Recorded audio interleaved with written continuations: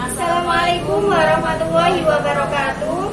Kami di sini akan mempresentasikan tentang menjelaskan tanggung jawab dan tujuan audit dan asuransi. Nama saya Tatia Rahmawati, NIM 029. Nama saya Dian Rahma dengan NIM 030.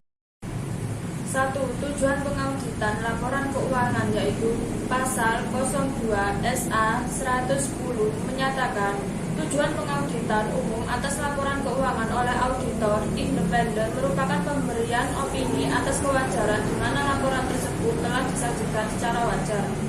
Dalam segala hal yang material, posisi keuangan, hasil usaha, dan arus kas sesuai dengan prinsip-prinsip akuntansi yang berlaku umum di Indonesia. 2. Tanggung jawab auditor. Menurut Pasal 1 SA 110 revisi menyatakan bahwa auditor memiliki tanggung jawab untuk merencanakan dan menjalankan audit untuk memperoleh keyakinan yang memadai apakah laporan keuangan telah bebas dari salah saji material yang disebabkan oleh kesalahan ataupun kecurangan. Karena sifat dari bahan bukti audit dan karakteristik kecurangan, auditor harus mampu mendapatkan keyakinan yang memadai. Namun, untuk absen bahwa salah saji material telah dideteksi, auditor tidak memiliki tanggung jawab untuk merencanakan dan menjalankan audit untuk mendapatkan keyakinan yang memadai bahwa kesalahan penyajian yang disebabkan oleh kesalahan maupun kecurangan yang tidak signifikan terhadap laporan keuangan telah terdeteksi. Auditor bertanggung jawab untuk mendapatkan tingkat keyakinan yang memadai, namun bukan absolut, untuk beberapa alasan berikut. 1. Sebagian besar bahan bukti audit berasal dari pengujian sampel populasi, misalnya untuk akun piutang dagang atau persediaan. 2.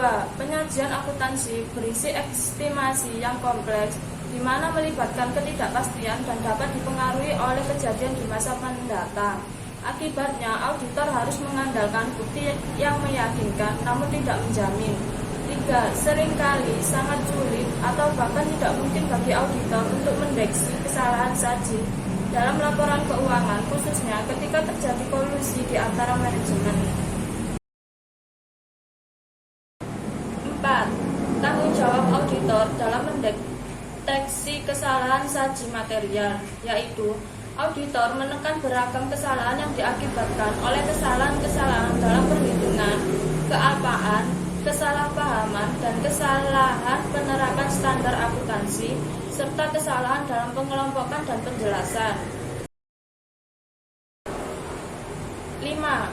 Tanggung jawab auditor dalam mendeteksi kecurangan material, yaitu standar audit juga mengakui bahwa kecurangan lebih sulit untuk dideteksi karena manajemen atau karyawan yang terlibat dalam kecurangan tersebut berusaha untuk menutup-nutupi kecurangan tersebut.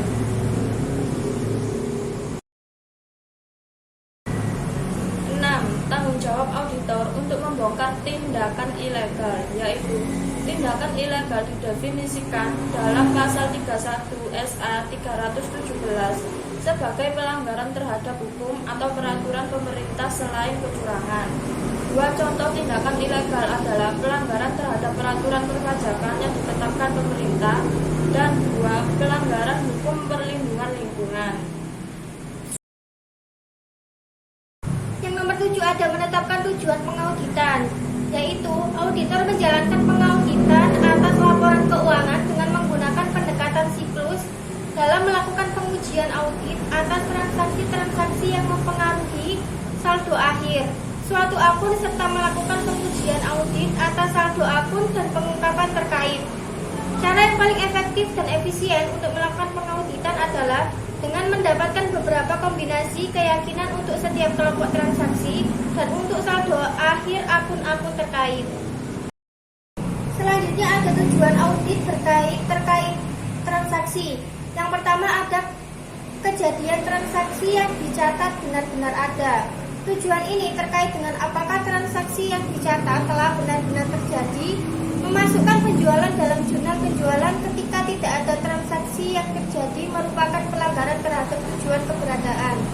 Yang nomor 2 ada kelengkapan, yaitu transaksi yang ada telah dicatat. Tujuan ini terkait dengan semua transaksi yang harus dimasukkan dalam jurnal telah benar-benar dimasukkan. Tujuan ini merupakan penyeimbang dari asersi manajemen mengenai kelengkapan untuk kelompok-kelompok transaksi. Yang ketiga ada akurasi, yaitu transaksi yang dicatat disajikan dalam jumlah yang benar. Tujuan terkait dengan akurasi informasi atas transaksi-transaksi dan merupakan salah satu bagian dari asersi manajemen untuk kelompok-kelompok transaksi. Untuk transaksi penjualan, tujuan ini akan dilanggar jika kuantitas dari barang yang dikirimkan ternyata berbeda dengan kuantitas barang yang ditagih dalam faktur penjualan. Selanjutnya, nomor 4 yaitu pemindah bukuan dan pengikhtisaran. Adalah transaksi yang dicatat telah dimasukkan dalam arsip utama dengan tepat dan telah diikhtisarkan dengan benar. Tujuannya adalah terkait dengan akurasi pemindahan informasi dari transaksi yang dicatat di jurnal ke buku besar utama dan buku pembantu. Yang nomor 5 ada klasifikasi, yaitu transaksi yang dimasukkan dalam jurnal klien telah diklasifikasikan dengan tepat. Tujuan ini terkait dengan apakah transaksi-transaksi telah dimasukkan ke dalam akun yang tepat dan merupakan penyeimbang dari asersi manajemen terhadap klasifikasi untuk kelompok-kelompok transaksi. Yang keenam ada penetapan waktu, yaitu transaksi dicatat pada tanggal yang benar. Tujuan penetapan waktu transaksi merupakan penyeimbangan asersi pisah batas manajemen. Yang nomor 7 yaitu tujuan khusus audit terkait transaksi. Setelah tujuan audit terkait transaksi ditentukan, tujuan khusus audit terkait transaksi untuk setiap kelompok transaksi yang penting dapat dikembangkan. Cara memenuhi tujuan-tujuan audit. Yang pertama, merencanakan dan merancang sebuah pendekatan audit, yaitu memahami pengendalian internal dan menilai risiko pengendalian.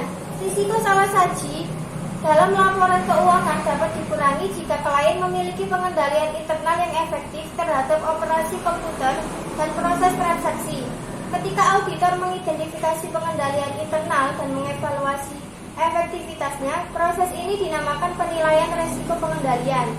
Menilai risiko salah saji material, auditor menggunakan pemahaman atas industri dan strategi bisnis klien serta efektivitas atas pengendalian internal untuk menguji risiko salah saji dalam laporan keuangan. Yang kedua ada melaksanakan pengujian pengendalian dan pengujian substantif transaksi. Maksudnya apa? Pengendalian ini terkait langsung dengan tujuan audit akurasi terkait transaksi penjualan.